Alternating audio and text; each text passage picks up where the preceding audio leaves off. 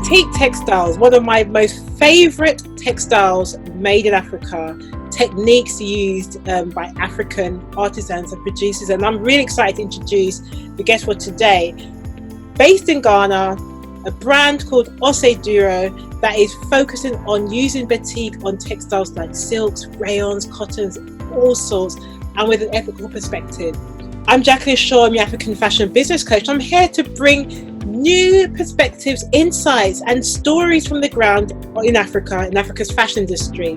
So each Thursday I'll be dropping a new video here on our YouTube channel. Do make sure to subscribe. If you're new here, subscribe to make sure that you get insights every week from our designers and our businesses who are doing made in Africa business. So let's dive in and let's explore the world of batik made in Ghana. So welcome, Molly. So good to have you here. You know, your brand is one of my favorite brands, my favorite African brands, my favorite made in African brands, and it's a Ghanaian brand, and I'm excited to speak to you about everything you're doing. So Molly, please introduce yourself, what you and your business partner do, Marianne, and let us know a bit more about what Osei Duro is all about. Over to you. Hello. My name is Molly Keogh, and I'm one of two co-founders of Osei Duro. My business partner, Marianne Matthias, is the other one. We started Osei Duro we very first came to Ghana together in 2009.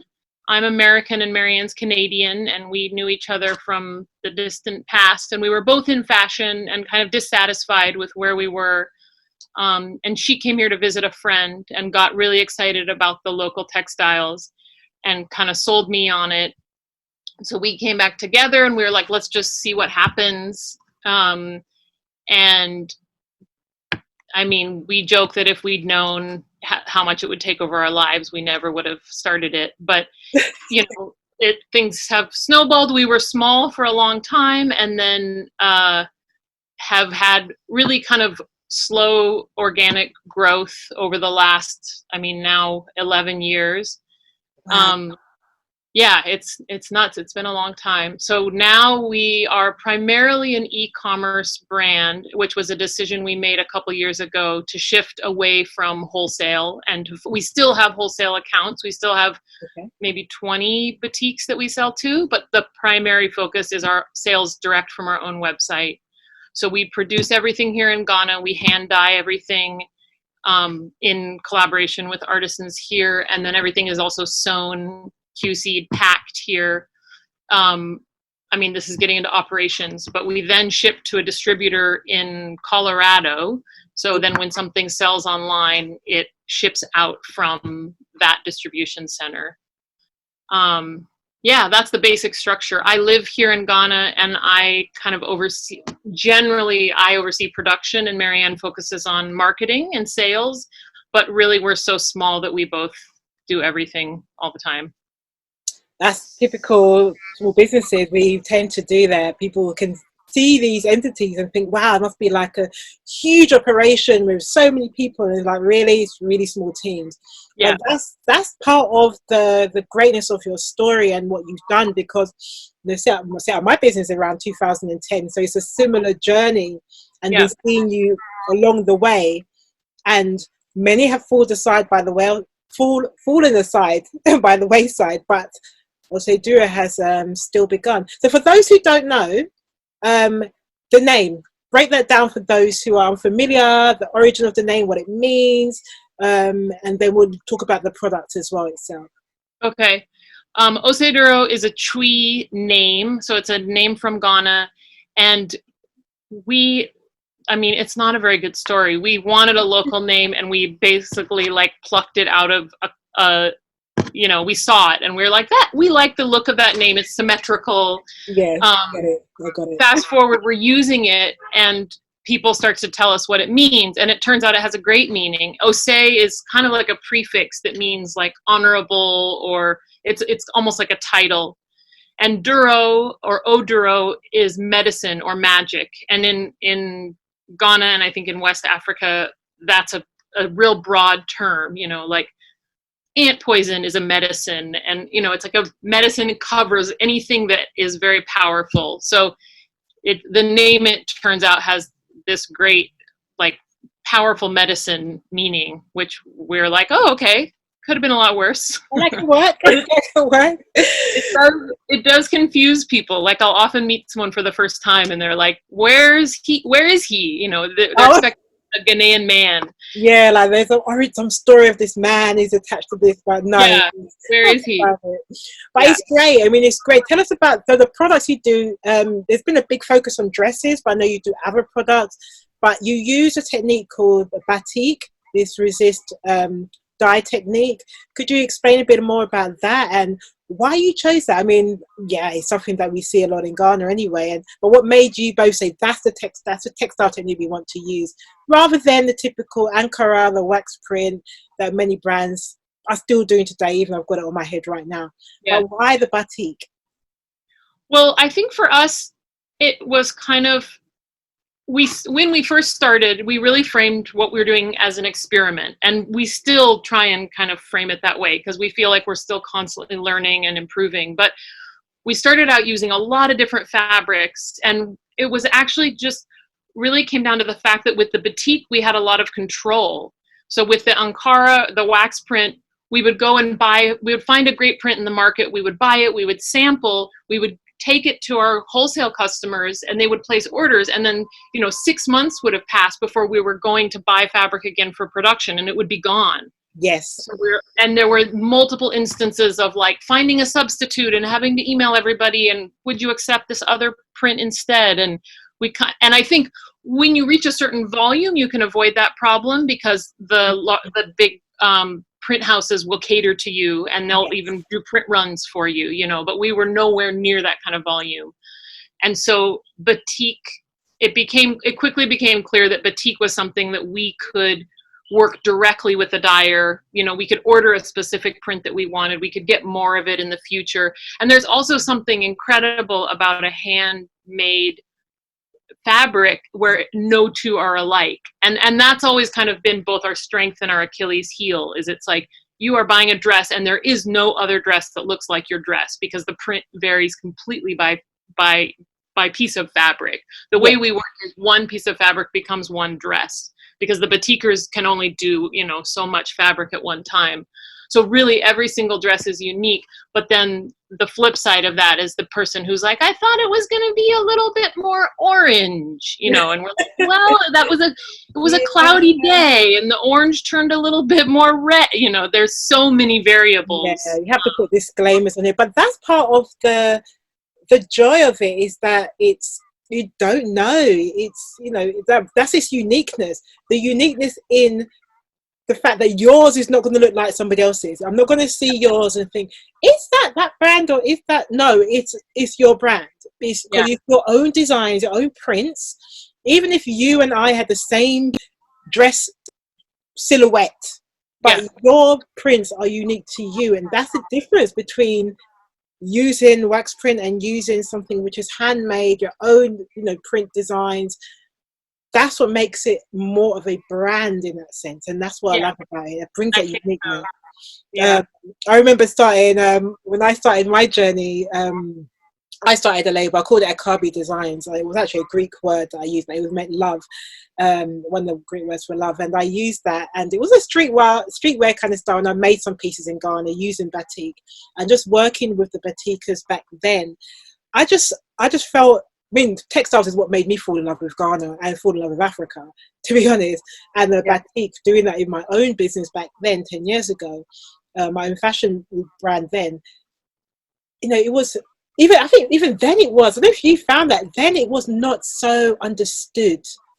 People are so used to the wax print because, especially the Nigerians and the Ashobi and the typical Ankara designs and just the way things were worn. But the batik wasn't as recognized, and I found that even though I had that plus streetwear together, people bought, but it wasn't as exciting as it is today, where there's more of a desire for more ethical fashion, more original fashion, more handmade artisan fashion than there was just 10 years ago for Yeah, Africa. Anyway. it's totally different compared to 10 years ago. Yeah. I think you're right. And the other thing that we've seen in Ghana is that it's the same here. Like the wax print can be very valuable. You know, there are certain prints that are really expensive and people will know, you can see someone and know how much they spent on that fabric. Yes. And batik is seen as more of this kind of common, you know, originally it was something you would do to like an old fabric to make it new again. So it's kind of seen as almost like workwear, you know, it's this kind of down, people would call it, like it's not valued in the same way that, you know, the hand woven fabrics or the wax print. And that to me is really interesting, that this thing that's so special and so handmade and takes so much time is just seen as like utilitarian in many cases. This wow, that's very interesting. So maybe we can talk just a little bit about with regard to batik, because as we were saying earlier, we was having a discussion earlier talking about the research work that you was doing as part of your master's a few years ago, and you focused on batik. And I know at the time we spoke, there was something you said which is a big issue with batik. First of all, a lot of the dyes are coming from China or coming from Asia, from abroad basically. People do use traditional, natural eco dyes, but for the particular colors, majority is coming from abroad. So that's a major issue of chemicals and the ethical side of that. I know that was one thing that we spoke about, but then you have said that your degree was exploring batik. What were some of the takeaways that you had looking at that, and maybe some of the insights, just a couple of things that you found doing that research? Really keen to learn more. Good question. I mean, when I went into the project, I planned to focus on kind of health and safety and like occupational things, specifically because of these concerns about like inhaling dye powder or putting the wastewater into the, you know, back into the watershed, and what are the risks for batikers, you know.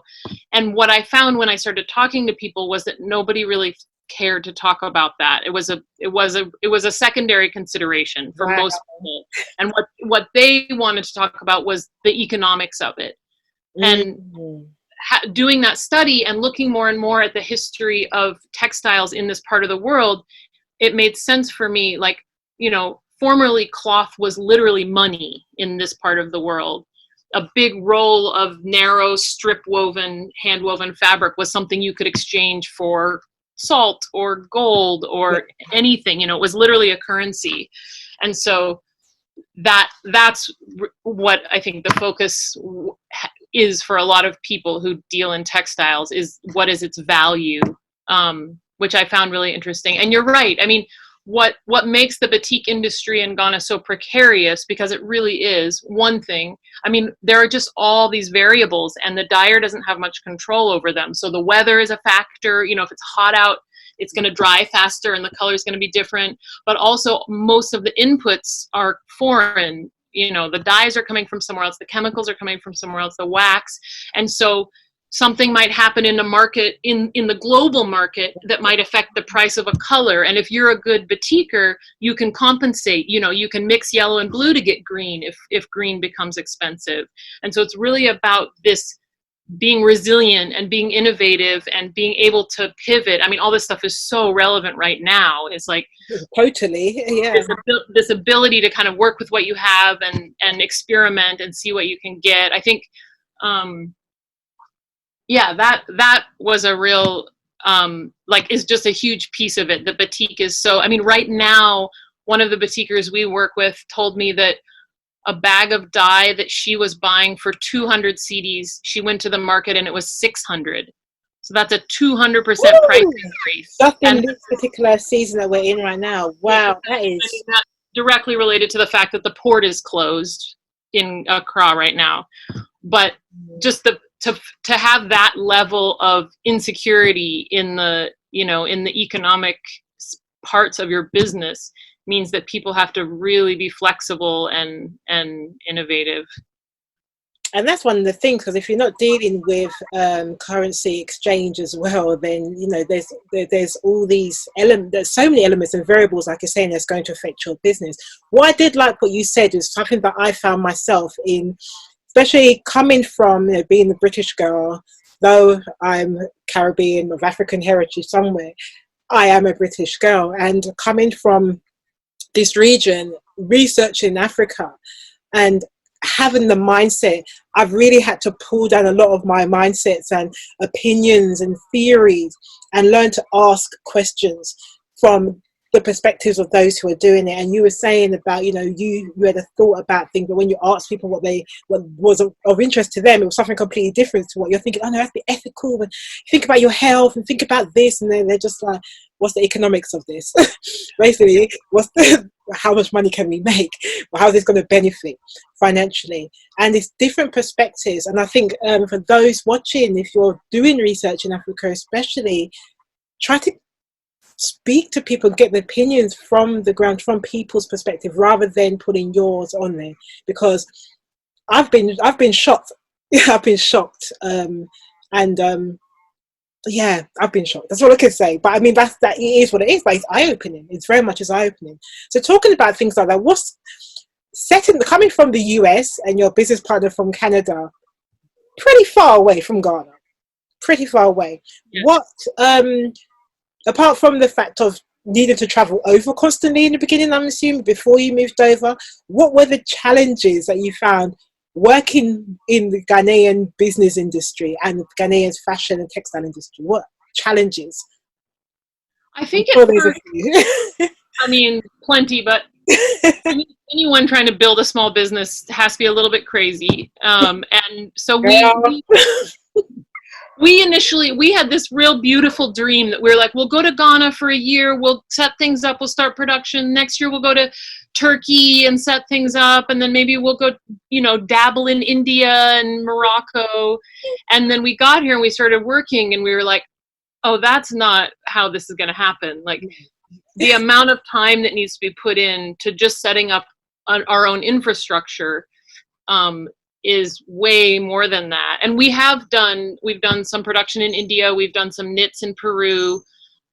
We have kind of, we're both fascinated by both textiles and what it means to go to a place and work with designers there and kind of see what comes out of that experimentation. And so we've gotten to go to a few other places, but Ghana is just, there's so much going on here, and there's so much, and yet so little infrastructure around this specifically, that we've realized that we can really just kind of like root here and do a lot here. I think, for instance, India has an awesome artisan tradition, and you really don't have to go there. There are tons of middlemen you can send them samples, you can send them sketches, they'll send you samples. It's really set up well for that. China obviously is its own whole situation. And even like Peru, for instance, we went once and we didn't need to go back. And the people we were working with there were set up really well to send samples back and forth. But I think infrastructure of that type was a really big challenge initially for us, where we realized we have to build it.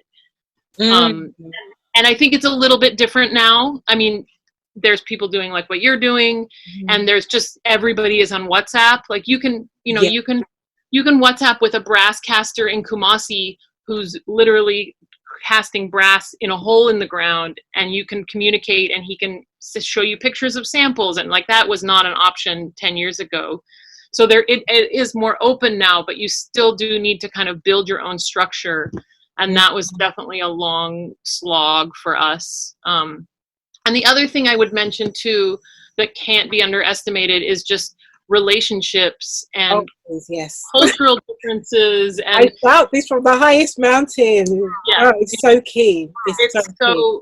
Yeah, and I think people here understand that really well, and Americans tend to really take people for granted and just kind of come in guns blazing, like, all right, I've got $12, like how much, and in Ghana, it's a completely different situation, and you take your time and you introduce yourself, and you're polite and you're graceful. And so I had to learn a lot of how to interact with people and how to take, go slow and be respectful and build relationships and build trust. Because I think especially for North Americans, there's a real assumption that's like, well, if I can pay for it, this is just business. Let's just get it done. And that's not, that's not the... Yeah, totally. I do. you know, there's ways of what, like I always say to the people who work with me, whether the business students, the clients, the customers I have, is that you have to understand the culture. And the culture is not just, you know, how good is your horizontal, you know, the culture, you know, or if you like Kelly Welly or not. It's not even about that. It's, there's underlying things that you will learn by going, by speaking to people, by learning, by the whole hand holding. There's so little things and things that you just learn by going, but it's building those relationships. It takes time. Yeah. People will come with an expectation of, but I did it like that in India, I did it like that in China, I do like that in the US and Europe. Why is it so long? And it's like, your patience level, even if you think you're patient, yeah, take it down a bit. Take a few more 10,000 breaths and just like, yeah. You know, Yeah, patience is big. I mean, it's what you were saying before, like, you listen. You're coming to work with someone who knows something you don't know. You have to stop and listen. yes, but I kind, in a way, I kind of like that, because you slow down. It forces you to slow down, especially coming from so fast. You know, I'm a Londoner. You know, you're based in a big city as well, and so is your business partner in a major city, and it's all go. We're taught go go go, but now, you know, you come to Africa, you kind of have to slow down. You have to, in order to get stuff done. But so what was I going to say to you about this? The structures that you feel, that the infrastructures that you feel need to be there. Like, what would you like to see? What do you think is really missing? I was talking to somebody yesterday. Is it like having a fashion council? Is that the thing that's needed, or is it through government, or is it actually with the artisan group of people that you're working with? You're saying, where is that infrastructure really needed? I mean, it's a huge question, and I've been part of a bunch of different, like, roundtables and panels and informal conversations. You know, this is kind of the question that always comes up, is like, what would, and it's not like there's a solution, but what would solutions as far as like building up the industry here look like? And to me, I think Ghana's in a wonderful position to look at what other countries have done and pick and choose. Like, maybe we don't want to be Bangladesh, you know, maybe we're not interested in a race to the bottom. Maybe we want to really value and be known for what's done here that's special here.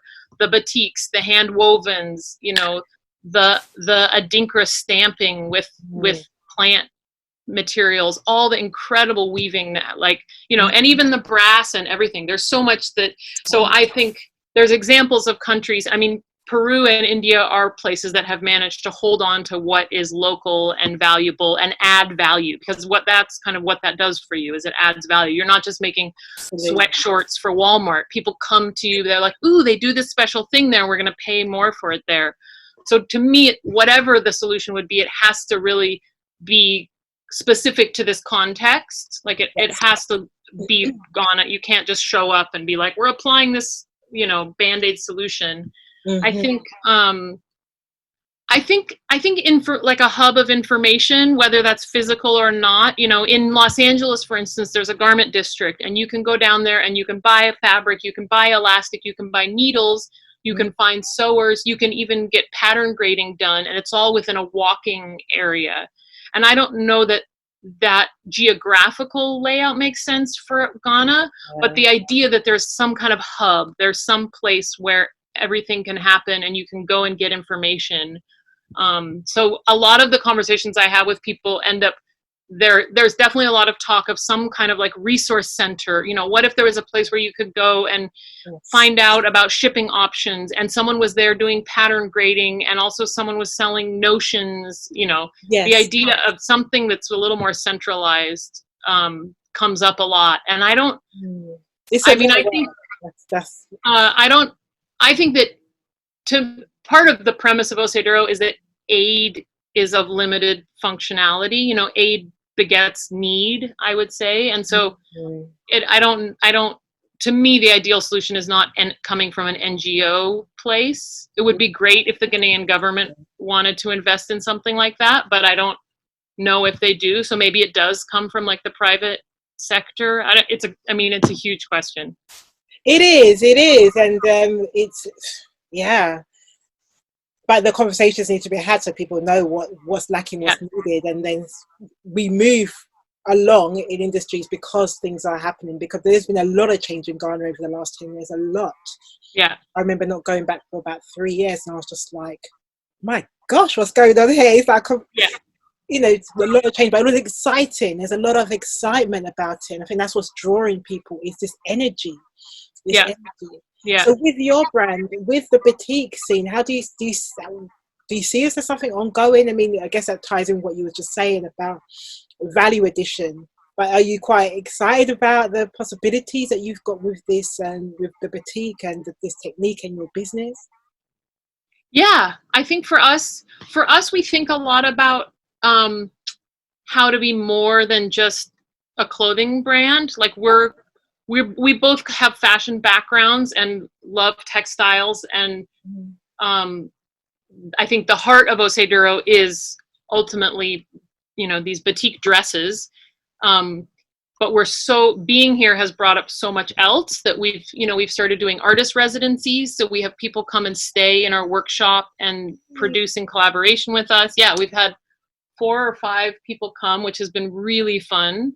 And we kind of facilitate them, figuring out what they need to do. And they usually give a public talk, which is also fun. That's cool. And we're now in the process of figuring out what some kind of training facility here would look like for us. So, because right now all of our production is contract based. So there's all these little tiny sewing factories. I mean, I don't know if you can call 2 people a factory, but all these little production units that we work with, which is great. But we would like to have some kind of space of our own that's like a training space. So I think for us, when we think about an exciting future, it's not like vertical growth. It's not like we need to be a $10 million a year business or something. It's more about lateral growth. Like what are related projects that we can get excited about? What are I don't know, the ideas, I guess, is kind of what we are always trying to expand on. You can always give Miu Miu a run for their money. There's many of these brands out there can take over, give them a bit of competition. But no, it sounds great. I mean, it's very exciting. I love the way you're thinking that it doesn't always have to be up this way. It can be like, what can we add on at this level to expand this way? Because then that's creating more opportunity for the many, rather than this way can sometimes just be for those in the box. So I love that way of thinking. I think it's just, if you have any tips, if somebody wants to come now, I mean, as many people do, because I speak to them all the time. I have groups full of these people who want to start businesses in Africa, but specifically for Ghana, because Ghana is, it's one of the relatively safe country to come when you're entering into Africa, and has more ease of doing business. And then there's a lot of government initiatives going on. I mean, we see what we see, but there's a lot of government initiatives going on. But what would you say for those who are coming, like, I really want to do something in Ghana, fashion business, whatever it may be, production, or textile, using textiles for part of their designs? What would you say to them, just as advice, like a big sister to somebody who wants to come and do the same? I mean, the first thing I would say is you need to plan to spend time here. Yes. I don't get them so much anymore, but I used to get so many emails from people who are like, I want to come for 2 weeks and set up my business. And I was like, you're barely going to get over your jet lag in 2 weeks. Like, you can't do that.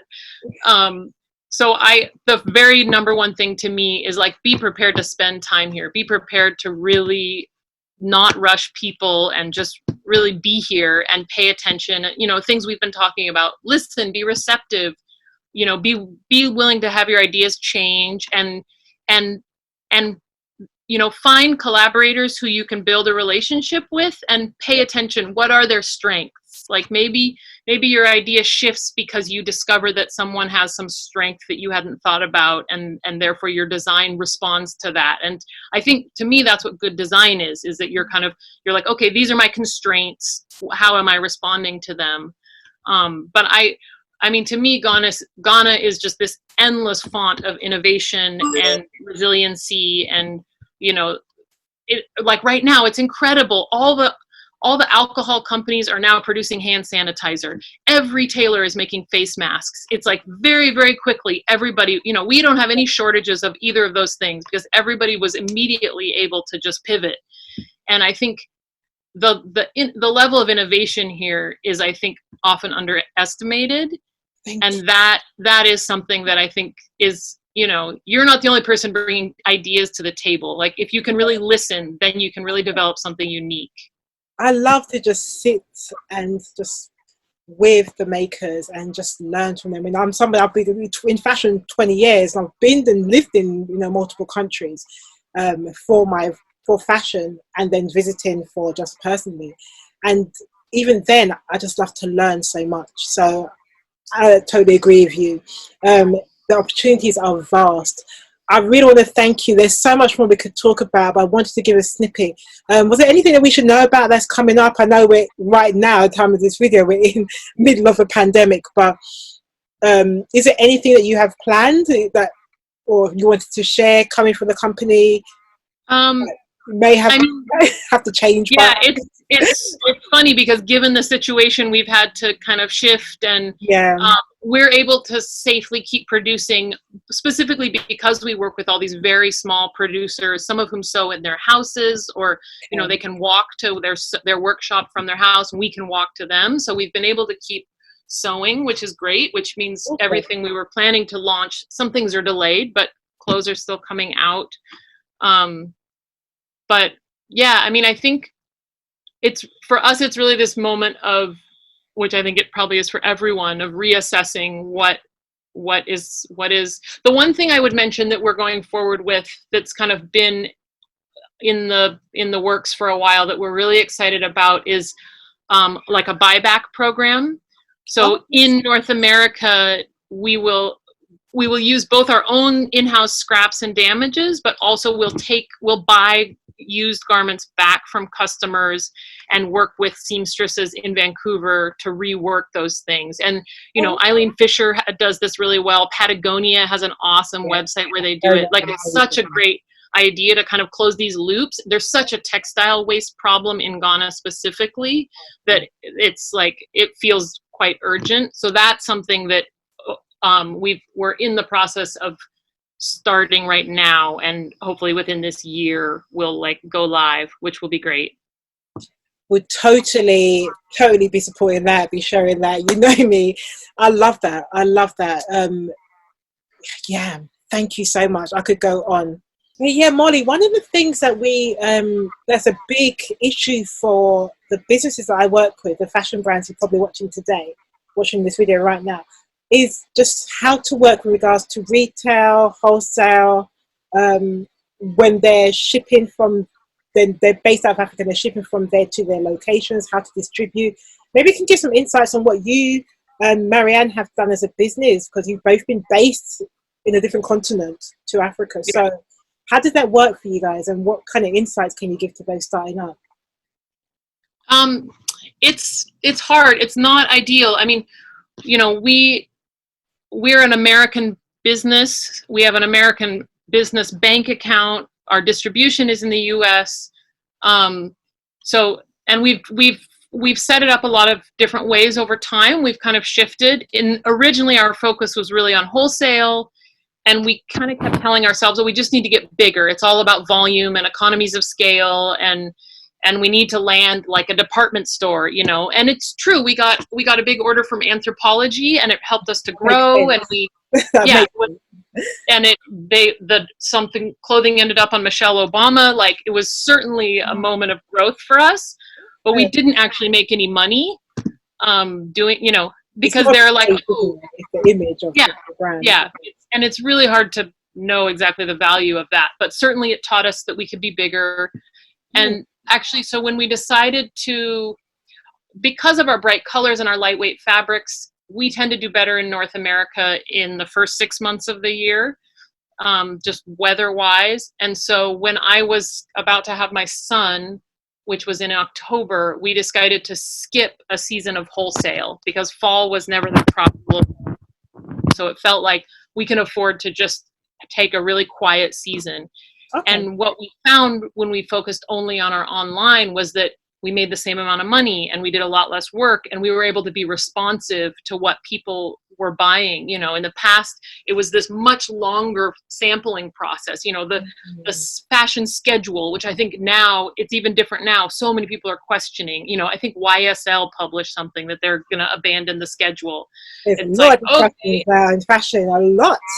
Yeah, it's irrelevant now. But at that time, it really felt like I have to show spring in September, which means I have to be sampling it in July. And it's, you know, and then months ahead of time. And I have to pay for production because North American stores don't pay any deposit generally. So it just felt like this huge, like massive, inefficient use of our energy and resources. And so now we've built our own format. We do still sell to any wholesale stores that are willing to pay in advance. They pay 100% in advance. And that turns out to be more European stores. I think they're more comfortable with that structure. And we mostly focus on our website. And what that means is that when something sells out, we make more. In the past, we were like, oh, that dress did well. Well, now it's fall, you know, and there was kind of this momentum that wasn't connected to what was actually happening with us. And now we can say, oh, it's this, even within a couple weeks of putting it online, this dress is doing well. Let's start dyeing more fabric. Let's start making more. So that was huge for us. But I would add that I think part of what gave us the platform to do that was all those years of wholesale, the exposure that we've gotten, because the free marketing that being in boutiques affords you, it cannot be underestimated. You know, people get to know your name. Obviously, the store is pitching and selling your clothes. And so I think if we just right off the bat been e-com only, I don't know how that would have gone. So how did you, just to add on to this, when you're starting and you've got these beautiful products and you've never gone into these stores before, how did you sell this into like the Anthropologies or any of these retailers who bought your products? How did you sell them? Did they find you or you approached them? How did that happen? How did you build that relationship?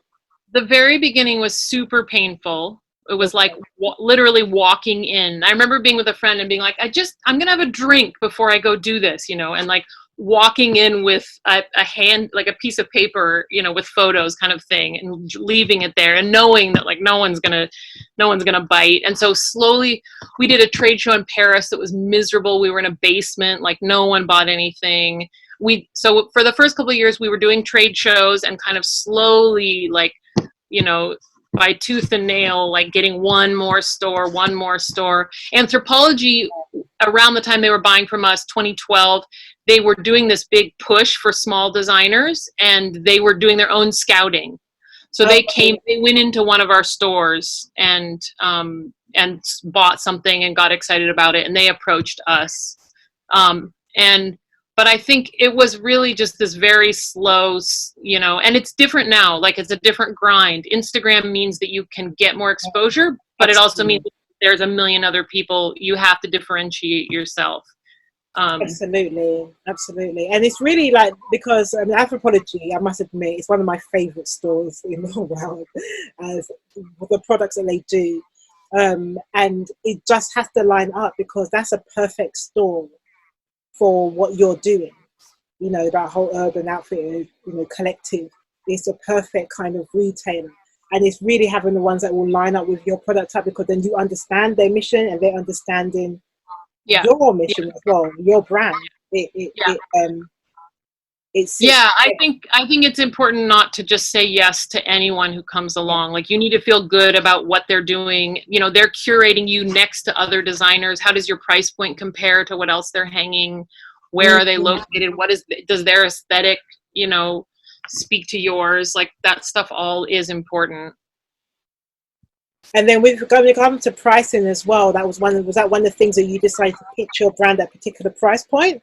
Or it just happened to be because with all the costings of the fabrics, the shipping and the manufacturing, is that what's giving you, because you're not a fast fashion price value brand? I mean, it's affordable, but it's not at the lower end. Yeah. So would you want, did you say you pitched your brand to be positioned there? Or it just became it because of the figures that you did? It was kind of a combination. We've worked hard to keep our markups low because we felt strongly from the beginning that, like, I would like my friends to be able to buy my product. You know, I don't want to be totally unattainable. We don't want to be doing $600 dresses. And so almost everything on our website is between $100 and $200. And then there's a couple things that are above $200. And so we've kind of intentionally positioned ourselves a little bit lower price point than some comparable, you know, like, I don't know, say Ace and Jig or something is a fair amount more expensive. So I think which I think is an unusual thing to do. And I've had buyers come in the past when we would do trade shows and be like, why isn't this more expensive? It's hand dyed. Like, why aren't you charging more for this? And I think we've just kind of always felt strongly that we want the person. I don't know. I mean, this is a whole nother conversation, but to me, the concept of luxury is really boring and outdated and unsustainable. And I'm much more interested in something that's attainable and possible. Well, attainable luxury then, because it is a luxury, the fact that it is being made by hand, but then for some people it'll be expensive. They'll be like, it's very expensive. For some it's like, it should be more, like the buyer said to you. So but I think it's product positioning, product placement.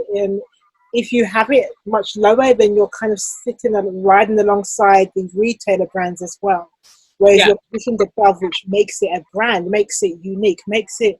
I think that, you know, particular customers may have to just wait till the end of the month till they get paid, or 2 months, save the money and then buy it. So there's more of a decided buy rather than $299, I'll just buy it now, and I'll buy 50 pieces with it as well. They're deciding that, okay, it's $150.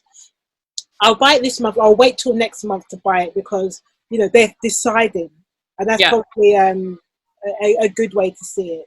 But I think it's priced where it could be more expensive. Of course, it could be, but it's priced at a good price. And I'm one of your customers, so I love it. But that's really great. Thank you for those insights. I think just the understanding of the pricing, the working with wholesale, retail, understanding that is a big part of fashion business that many people coming in don't know. They just want to make something and sell. So they don't understand the bigger story or think longer term. I suppose many of us come in, we don't think beyond where we're at. You know, oh my gosh, we've got to sell. We don't think, where is this going within 5 years? So that probably has to be something that we all need to, when we're teaching others, is to remind them, think about the long term, think about the 5 years kind of goal, and that will kind of change the way you do things today as well. So probably that's a good lesson for others as well. Yeah, I agree. So I want to say thank you to Molly for sharing about the amazing work on Osei Duro. Do go check them out on their website, their Instagram and so forth. And do make sure that you subscribe to the channel below, because we're going to have a new video every single Thursday that is showcasing either brands, designers, artisans who are doing production, manufacturing in Africa. Or it's going to be trainings coming from me, Jacqueline Shaw, your African fashion business coach, to help you to start successful, ethical, responsible fashion businesses made in Africa that's going to support you, support your production partners, and it's going to be sharing something beautiful with the world. So I'll see you in the next video.